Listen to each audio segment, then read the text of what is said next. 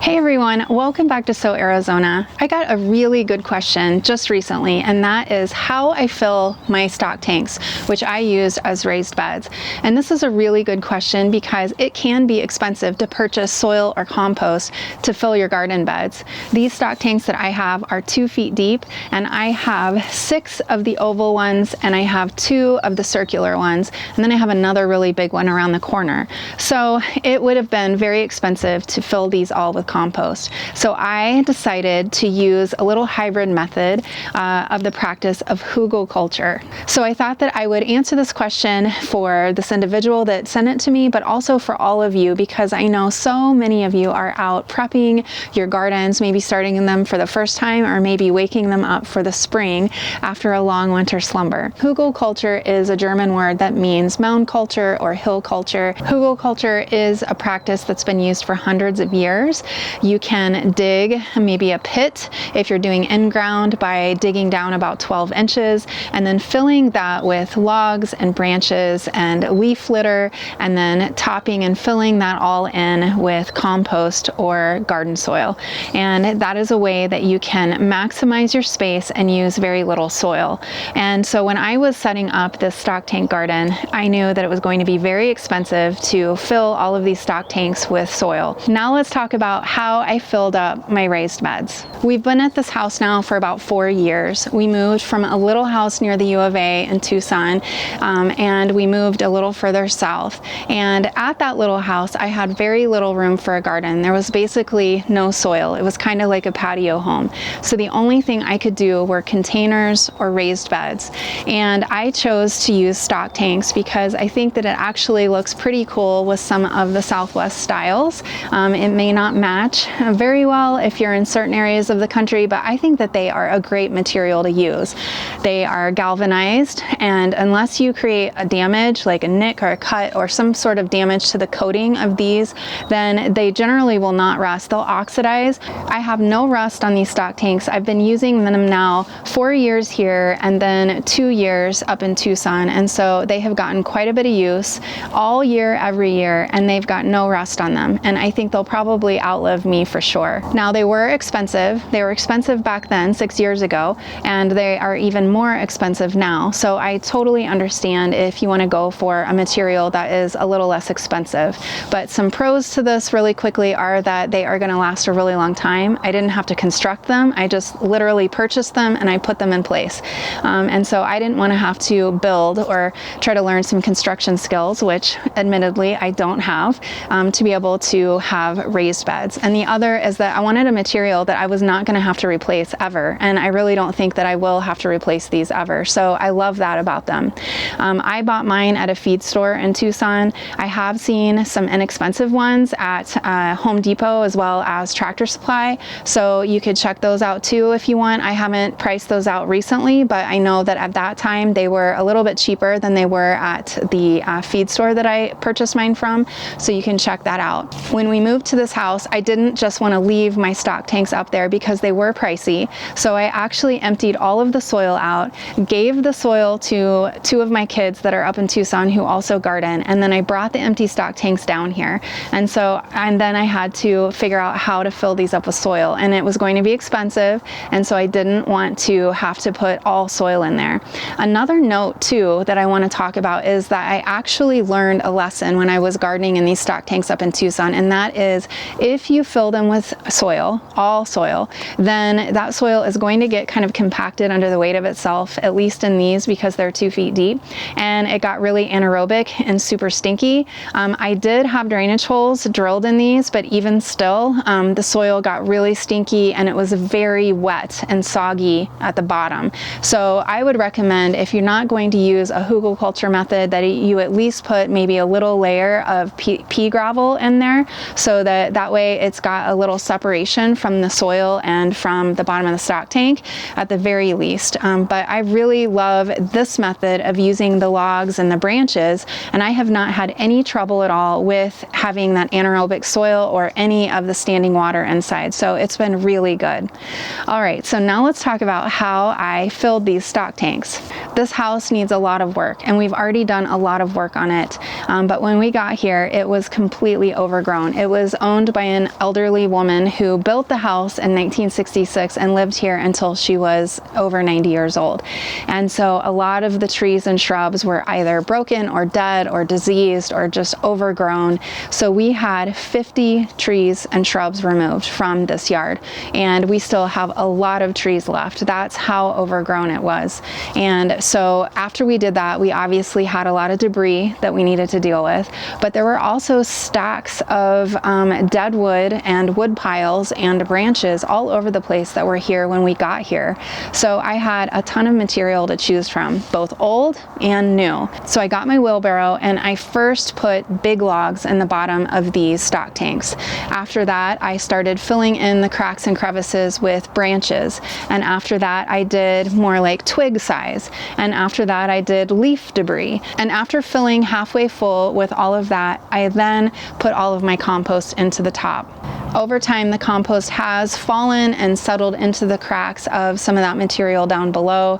So every spring I have to fill it up again, but it's really not been that big of a deal. As all that material decomposes and as the compost settles, I have maybe had to fill 4 to 6 inches on the top of these beds every year, which isn't too bad. So it was a great way to fill my beds inexpensively. It was a great way to clean up my yard, and it has been a really good experience so far. I have not had any trouble with having low nitrogen in these beds. That's one thing that people worry about, is as all of that wood decomposes, is it going to tie up the nitrogen? And the answer is kinda, and I'll explain that. So if you've got wood or debris or any kind of plant material decomposing, the decomposers in your soil, the microbes, the fungi, all of the little critters and organisms, they are going to sequester the nitrogen in that material in their bodies. And that's okay. There will be a dip in the nitrogen level available to the plant roots in the beginning. But as that cycle continues, eventually those organisms are going to die off, and all of that nitrogen that was sequestered in their bodies is then going to be released back into the soil as they decompose. And then it will be taken back up again by other soil life and then decomposed and released back out into the soil. And so it goes, so on and so forth. So you're always going to have varying levels of nitrogen. Now, when you have large amounts of organic material in your soil that needs to be broken down, that nitrogen will go a little bit lower. But there are a few things that you can do about it in the beginning while you're waiting for this adjustment period and this balance to come back. But remember, as this process is happening, you are also filling these stock tanks half full of nutrient-rich compost. And even if you're growing larger plants like tomatoes, those roots are still going to have access to at least 12 inches of compost, at least if your beds are 2 feet deep like mine are. And so even though some of the nitrogen is going to be tied up from that wood in the beginning, you are going to have enough nutrition in that rich compost that you have filled half full. So that's one thing that you need to keep in mind. If you're really worried about it, you can keep an eye on your plants, and if you see any signs of nitrogen deficiency, which would be yellowing of older leaves, then you can always add a balanced fertilizer to that. You can also add an organic blood meal, which is a great source of nitrogen. In the meantime, that good compost is going to provide adequate nutrition for your plants, and you can monitor it along the way. Nitrogen is a mobile nutrient, which means that if a plant is low in nitrogen, it will pull that nitrogen from the older leaves to give to the newer leaves. And that is why when a plant is low in nitrogen, you will see the lower leaves or the older leaves turning yellow. And so that is a really good indication that maybe you need to intervene and add a little bit of an amendment to your soil. But honestly, I have not had that trouble with any of these stock tanks. They've performed really, really well. I've been able to grow sunflowers and eggplants and tomatillos and tomatoes. Those are the largest things that I've grown in these stock tanks. And I've also grown a lot of smaller things in here too. Lettuces, other leafy greens, flowers, beans, you name it. I have grown everything in here. And pretty much if you've got 2 feet, then you have adequate room for roots to grow and explore and to get what they need. Remember that you can use hugelkultur in your garden beds as well. I actually thought about about doing an experiment on my beds because I'm always up for an experiment. I've got basin beds, which means that when I dug out my beds for my garden, they are about 8 inches down in the ground. They are recessed 8 inches into the ground. And so if I wanted to, I could go and I could spread in some logs and branches and things and build up kind of a mound so that it was raised quite a bit over the surface of the soil. So if you Google hugelkultur, you will see that some of those mounds are really tall so that people can actually stand and work and pick and do things because they get that tall. So if you want to play around with that, you could. I've thought about doing that myself, but I've got plenty of other projects to do, so I'm going to try to control myself. But it's actually a really great idea for being able to fill your raised beds for a really cheap price. Now I just need to eradicate these nematodes that I accidentally introduced to these stock tanks, either through contaminated soil in a nursery plant or in some bag soil that I used. I have no idea. So that is a whole nother story and a whole nother project for a different day. The first advantage of using hugelkultur is that it's inexpensive. The second is that it is a great way to aerate your soil. So depending on your soil type, if you have clay or if you have a heavily trafficked area, then your soil may be very compact. And this, of course, is if you're gardening in ground. And if you dig down and then you create your pit and then you layer in your logs and your branches and your compost, that soil, as it breaks down, is going to be very aerated. It's not going to be compacted like the ground around it. So that's one great reason. It adds a lot of soil texture and a lot of air pockets for water to permeate, for roots to go through. Another great advantage is that it creates habitat for all of the soil life that we need so much to make our gardens healthy.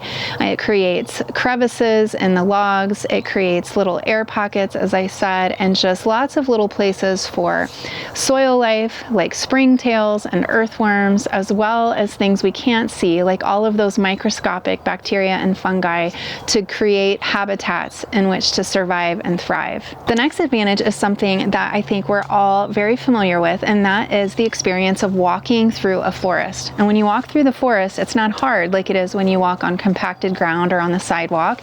It is spongy. It feels like you are walking across something that is very soft, and that's because of all of the leaf litter that falls down from the trees in the forest, and that creates all of these layers upon layers of material.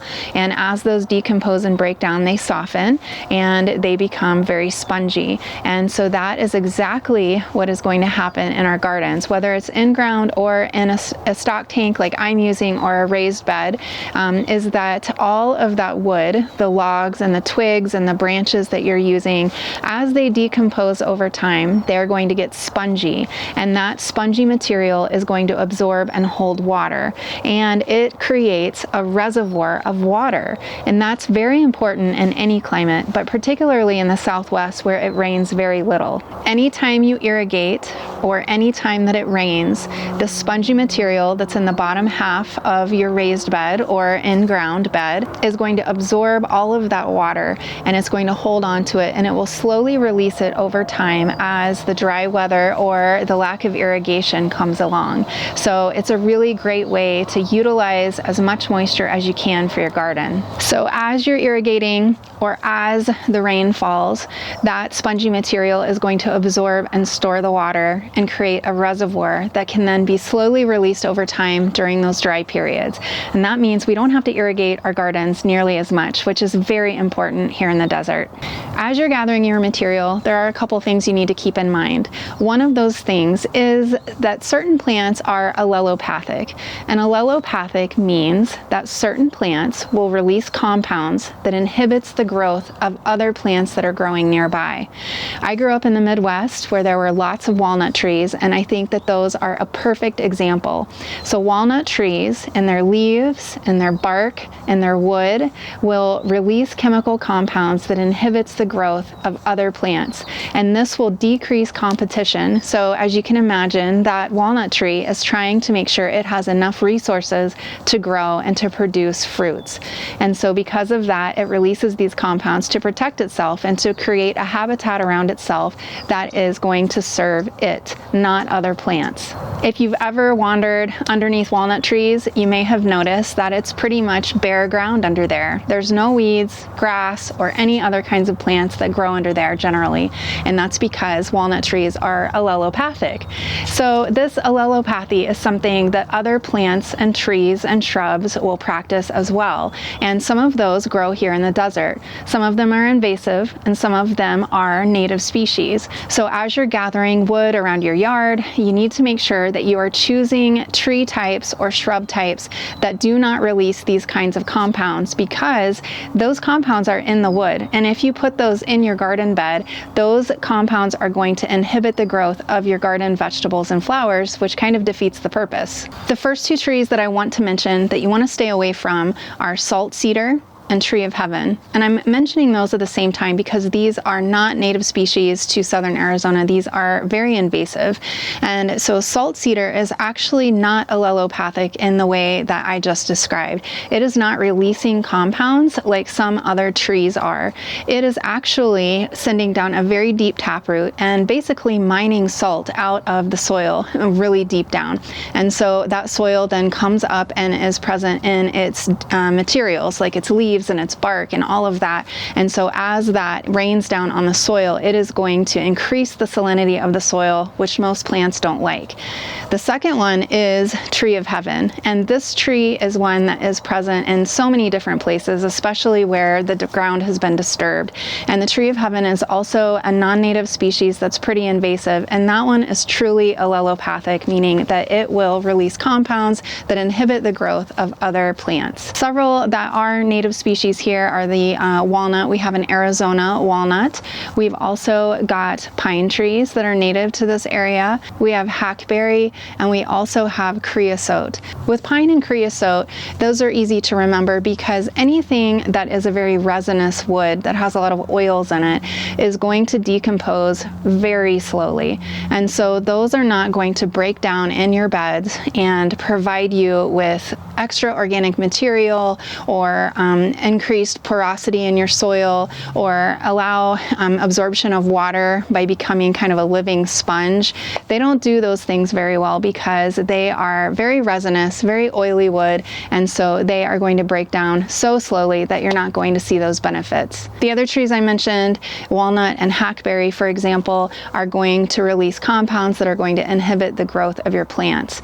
So I like to choose other trees that are not going to cause those issues. So there are some that are better than others. I like to use a mix of hardwood and softwood, and that's because the softer wood is going to break down much more quickly, while the hardwood is going to break down a little more slowly over time. So you get that really good balance. Now, I've read a lot about other native tree species like acacia and mesquite and palo verde and desert willow, and there is some evidence that they do inhibit the growth of other plants nearby. However, if you've ever walked through the desert, then you probably noticed that some of these trees will serve as nurse trees. And nurse trees are trees that will protect other smaller species of plants that are coming up underneath their canopy. So a great example of that is, say, a palo verde or a mesquite tree and a saguaro cactus. So if a saguaro cactus seed falls on the soil underneath one of those trees, it gets both shade as well as extra moisture because that moisture is not being dried up by the sun. It's also getting protected from the sun in its most delicate state as it's trying to get established. And as that cactus through the years grows up through the canopy, eventually it will outgrow and outlive the tree. And so it looks like you've got a saguaro cactus that is just growing right there on its own. But if you look around the desert, you may see various sizes of saguaros that are poking up through the canopy of some of these trees, and that's because it has been growing underneath that canopy for years at a time. If you have trees like mesquite and acacia and palo verde and desert willow available to you, you could use those trees because they are actually not inhibiting the growth of other plants through the release of compounds. They're inhibiting the growth of these other plants by competition for resources, for water and for sun exposure. So if you're working with the logs and the branches from these trees, then you don't have to worry about any of those concerns. So I did use some of those species in my stock tanks as my hugelkultur method. So along with the native trees that are okay to use, you can also use things like oak or poplar trees such as aspens. You can use apple trees. You can use cottonwood trees. So a lot of those are available in southern Arizona. I hope this helps answer all of your questions on how to fill your raised beds inexpensively. And if you have any other questions, please feel free to reach out to me. My email is kara@soarizona.com. I always have that down in the description box too. Please don't hesitate or feel weird about reaching out because I love to answer questions and talk with you all. I'm Kara from So Arizona. As always, thank you so much for watching. Until next time, happy gardening.